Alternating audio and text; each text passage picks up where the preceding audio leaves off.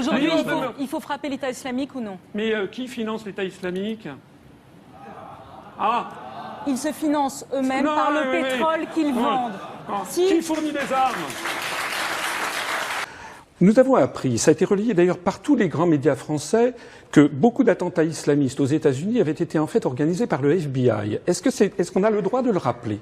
Est-ce qu'on a le droit? Et d'ailleurs, je vais vous présenter ici. Non, mais attendez.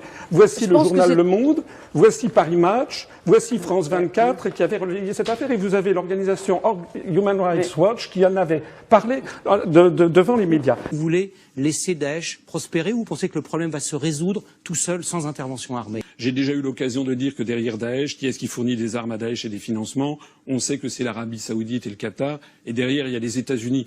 On m'a traité de complotiste, sauf que maintenant c'est le président des États-Unis en personne, Donald Trump, qui l'a dit. Donc on laisse Daesh prospérer sans rien faire. Mais qui finance Daesh et qui fournit les armements de Daesh? Vous voulez? Les journalistes le savent. Ce sont des armements américains et britanniques, notamment, qui transitent par des bases en Turquie. Vous estimez néanmoins toujours que c'est la CIA qui est derrière le terrorisme islamique? Écoutez, vous savez ce qui s'est passé en ce moment? Vous connaissez Gulsi Tabat? Oui, vous le citez régulièrement. Non, c'est une femme d'abord. C'est une démocrate, mais c'est une représentante démocrate aux États-Unis.